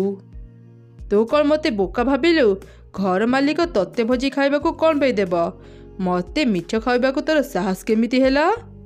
ନା ନା ବାଘ ମାମୁଁ, ମୁଁ ମିଛ କାହିଁକି କହିବି? ମୁଁ ସେ ଘର ମାଲିକକୁ କହିଲି, ଜଙ୍ଗଲର ରାଜା ବାଘକୁ ମୁଁ ଆଗ ଗୋଟେ ମେଣ୍ଢା ନେଇ ଦେଇଦିଏ, ତାପରେ ତୁମ ଘରର ଭୋଜି ଖାଇବି। ହେଲେ ସେ ମାନିଲାନି। ସେ କହିଲା, ଆଗ ଭୋଜି ଖାଇବୁ, ତାପରେ ଯାଇ ଯିବୁ। ମୁଁ କାଳେ ପଳେଇବି ଭାବି ସେ ପରା ମୋତେ ଏଠି ବାନ୍ଧି ଦେଇଛି। ବାଘ ମାମୁଁ, ତମେ ଜାଣିଛ, କାଲି ଭୋଜିରେ ନା ସେମାନେ ଖାସି ମାଂସ କରି ମୋତେ ଖାଇବାକୁ ଦେବେ। ତୁ କ'ଣ ସତ କହୁଛୁ? ଶିଆଳ, ମୋତେ ବି ତ ସାଙ୍ଗରେ ନେ ନା। ବହୁ ଦିନ ହେଲାଣି ମୋ ପାଟିରେ ଖାସି ମାଂସ ବାଜିନି। ହଁ ଯେ ବାଘ ମାମୁଁ, ସେ ଘର ମାଲିକ ତ ଗୋଟେ ପଶୁକୁ ଖାଇବାକୁ ଦେବ ବୋଲି କହିଛି। 2 ଜଣ ଗଲେ କ'ଣ କଥାଟା ଠିକ୍ ହେବ? ହେଲେ ଗୋଟେ କାମ କରିପାରିବା। ବାଘ ମାମୁଁ, ତମେ ମୋ ଜାଗାରେ ଏଠି ରୁହ। ସକାଳେ ତମକୁ ଏଠି ଦେଖିଲେ ଘର ମାଲିକ ବହୁତ ଖୁସି ହେଇଯିବ ଆଉ ତମେ ଖୁସିରେ ଭୋଜି ଖାଇବ। ବୋକା ବାଘ ବି ଶିଆଳର କଥାରେ ରାଜି ହେଇଗଲା। ସେ ଶିଆଳର ଦଉଡ଼ିକୁ ଖୋଲିଦେଲା ଆଉ ତାପରେ ଶିଆଳ ବାଘକୁ ଦଉଡ଼ିରେ ବାନ୍ଧି ଦେଇ ତୁରନ୍ତ ଜଙ୍ଗଲ ଭିତରକୁ ଚାଲିଗଲା। ସକାଳେ ଗାଁ ଲୋକେ ବାଘକୁ ସେଠି ଦେଖି ବହୁତ ଡରିଗଲେ ଆଉ ପିଟି ପିଟି ବାଘକୁ ମାରିଦେଲେ। ଏମିତି ଚାଲାକ ଶିଆଳ ବାଘ ପାଖରୁ ମୁକ୍ତ ହେଇ ତା ଘରକୁ ଫେରିଗଲା। ଗୋଟିଏ ଗାଁରେ ରାକେଶ ତା ସ୍ତ୍ରୀ ମାଧବୀ ଆଉ ପୁଅ ରୋହନ ସାଙ୍ଗରେ ରହୁଥିଲା। ରାକେଶ ଗୋଟେ ବିସ୍କୁଟ ଫ୍ୟାକ୍ଟ୍ରିରେ କାମ କରୁଥିଲା, ହେଲେ କିଛି କାରଣରୁ ସେ ବିସ୍କୁଟ ଫ୍ୟାକ୍ଟ୍ରି ବନ୍ଦ ହେଇଗଲା। ରାକେଶର ଚାକିରି ଚାଲିଗଲା। ଘର ଚଳିବା ପାଇଁ ରାକେଶ ବହୁତ ଚିନ୍ତାରେ ପଡ଼ିଗଲା। ରାକେଶର ଏପରି ଚିନ୍ତା ଦେଖି ମାଧବୀ ତାକୁ କହିଲା, ତମେ ମନ କଷ୍ଟ କରନି, ଏ କଷ୍ଟ ସମୟରେ ଆମକୁ ଧୈର୍ଯ୍ୟ ଧରିବାକୁ ପଡ଼ିବ। ତମେ ସମସ୍ତେ କୁହ ନା ମୁଁ ଭଲ ଖାଇବା ରୋଷେଇ କରେ। ଯଦି ତମେ ରାଜି ହେବ ଆମେ ଗୋଟେ ହୋଟେଲ ଖୋଲିବା। ମୁଁ ଖାଇବା ରୋଷେଇ କରିବି ଆଉ ତମେ ବିକ୍ରି କରିବ। ହଁ, ତା ତ ଠିକ୍ କଥା, ହେଲେ ହୋଟେଲ ଖୋଲିବା ପାଇଁ କିଛି ଟଙ୍କା ବି ତ ଦରକାର। ତମେ ସେଥିପାଇଁ ଚିନ୍ତା କରନି, ମୋର କିଛି ଗହଣା ଅଛି, ସେଗୁଡ଼ିକୁ ବନ୍ଧା ପକାଇ କିଛି ଟଙ୍କା ଆଣିଥାଅ। ଭଗବାନଙ୍କ କୃପାରୁ ଆମ ହୋଟେଲ ଭଲ ଚାଲିଲେ ପରେ ସେ ଗହଣା ଗୁଡ଼ିକୁ ନେଇ ଆସିବ। ପ୍ରଥମେ ରାକେଶ ଏ କଥାରେ ରାଜି ହେଉନଥିଲା, ହେଲେ ମାଧବୀ ତାକୁ ବୁଝେଇବା ପରେ ସେ ହୋଟେଲ ଖୋଲିବା ପାଇଁ ରାଜି ହେଇଗଲା। ପରଦିନ ହିଁ ରାକେଶ ମାଧବୀର ଗହଣା ସବୁ ବନ୍ଧା ପକାଇ କିଛି ଟଙ୍କା ଆଣିଲା ଆଉ ଏମିତି ସେମାନେ ତାଙ୍କ ଘର ସାମ୍ନାରେ ଗୋଟେ ଛୋଟ ହୋଟେଲ ଖୋଲିଲେ। ପ୍ରଥମେ ମାଧବୀ ରୁଟି ଆଉ ଚିକେନ ତରକାରୀ ତିଆରି କଲା। ହୋଟେଲକୁ ଆସୁଥିବା ଗ୍ରାହକମାନଙ୍କୁ ରାକେଶ ଖାଇବା ପରସୁଥିଲା। ଧୀରେ ଧୀରେ ଲୋକମାନଙ୍କୁ ମାଧବୀର ରୁଟି ଆଉ ଚିକେନ ତରକାରୀ ବହୁତ ଭଲ ଲାଗିଲା, ଯାହାଫଳରେ ବହୁତ ଲୋକ ତାଙ୍କ ହୋଟେଲକୁ ଖାଇବା ପାଇଁ ଆସିଲେ। ଦିନେ ମାଧବୀ ରାକେଶକୁ କହିଲା, ହେଇଟି ଶୁଣୁଛ, ଆଜିକାଲି ହୋଟେଲକୁ ବହୁତ ଲୋକ ଆସିଲେଣି। ଏତେ ସାରା ରୁଟି ତିଆରି କରି କରି ମୋ ହାତ ବଥା କଲାଣି। ମୁଁ ଶୁଣିଛି ସହରରେ ରୁଟି ତିଆରି କରିବା ମେସିନ୍ ଆସିଲାଣି। ତମେ ଗୋଟେ କାମ କର, ତମେ କାଲି ହିଁ ରୁଟି ତିଆରି କରିବା ମେସିନ୍ ଆଣ। ସେମିତି ହେଲେ ମୁଁ ବହୁତ ଶୀଘ୍ର ଆଉ ସହଜରେ ଖାଇବା ତିଆରି କରିପାରିବି। ରାକେଶକୁ ମାଧବୀର କଥା ଠିକ୍ ଲାଗିଲା। ପରଦିନ ହିଁ ସେ ସହରକୁ ରୁଟି ମେସିନ୍ କିଣିବା ପାଇଁ ଚାଲିଗଲା। ରାକେଶ ରୁଟି ମେସିନ୍ କିଣିବା ପାଇଁ ଗୋଟେ ଦୋକାନକୁ ଗଲା। ରୁଟି ମେସିନ୍ର ଦାମ ଶୁଣି ରାକେଶ ଦୁଃଖୀ ହେଇଗଲା। ରାକେଶ ପାଖରେ ବହୁତ କମ୍ ଟଙ୍କା ଥିଲା। ରାକେଶର ଏପରି ମନ ଦୁଃଖ ଦେଖି ଦୋକାନୀ କହିଲା, ଦେଖନ୍ତୁ, ଯଦି ଆପଣ ଚାହିଁବେ ମୋ ପାଖରେ ଗୋଟେ ସେକେଣ୍ଡ ହ୍ୟାଣ୍ଡ ରୁଟି ମେସିନ୍ ଅଛି। ମୁଁ କାଲି ହିଁ ସେ ରୁଟି ମେସିନ୍କୁ ଆଣିଥିଲି। ତାହା ଦେଖିବାକୁ ଏତେ ଖରାପ ବି ନୁହଁ। ଆପଣ ଏବେ ସେ ମେସିନ୍ ନେଇ କାମ ଚଳିଥାନ୍ତୁ, ପରେ ଟଙ୍କା ହେଲେ ନୂଆ ମେସିନ୍ ନେଇଯିବେ।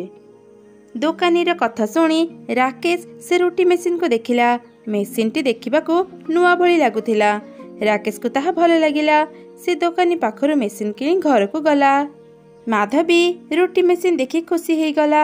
ସେମାନେ ରୁଟି ମେସିନ୍କୁ ପାଖ ଘରେ ରଖିଦେଇ ଶୋଇବା ପାଇଁ ଚାଲିଗଲେ। ଅଧରାତିରେ ରୁଟି ମେସିନ୍ ଚାଲିବାର ଶବ୍ଦରେ ରାକେଶ ଆଉ ମାଧବୀର ନିଦ ଭାଙ୍ଗିଗଲା। ସେମାନେ ରୁଟି ମେସିନ୍ ଥିବା ଘର ଭିତରକୁ ଗଲେ ଆଉ ଘର ଭିତରର ଦୃଶ୍ୟ ଦେଖି ଭୟରେ ଥରିବାକୁ ଲାଗିଲେ।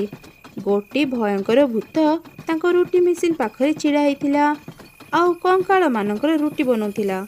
ଚାରିଆଡ଼େ ରକ୍ତ ପଡ଼ିଥିଲା। ଭୂତ ରାକେଶ ଆଉ ମାଧବୀକୁ ଦେଖି ଜୋର ଜୋରରେ ହସିଲା। ରୁଟି ଖାଇବାକୁ ଆସିଛ? ଆସ, ପାଖକୁ ଆସ, ମୁଁ ତମମାନଙ୍କର ବି ରୁଟି ବନେଇ ଦେବି। ଏମିତି ଶୁଣି ଭୟରେ ମାଧବୀ ଆଉ ରାକେଶ ସେଠାରୁ ବାହାରି ଘରର କବାଟକୁ ବନ୍ଦ କରିଦେଲେ। ରାତି ସାରା ରୁଟି ମେସିନ୍ ଚାଲିବାର ଆଉ ସେ ଭୂତ ହସିବାର ଶବ୍ଦ ଶୁଭୁଥିଲା। ସକାଳେ ସବୁକିଛି ଶାନ୍ତ ପଡ଼ିଗଲା। ରାକେଶ ଆଉ ମାଧବୀ ସେ ଘରର କବାଟକୁ ଖୋଲିଲେ। ରୁଟି ମେସିନ୍ ପାଖରେ ସେ ଭୂତ ନଥିଲା। ମେସିନ୍ ପୂର୍ବ ଭଳି ପୁରା ପରିଷ୍କାର ଦେଖାଯାଉଥିଲା। ରାକେଶ ଆଉ ଡେରି ନ କରି ତୁରନ୍ତ ସେ ଦୋକାନୀ ପାଖକୁ ଗଲା ଆଉ ତାକୁ ସବୁ ଘଟଣା ଜଣେଇଲା। ନା, ମୁଁ ଆଜି ଯାଏଁ କାହାକୁ ବି ଖରାପ ଜିନିଷ ବିକ୍ରି କରିନାହିଁ।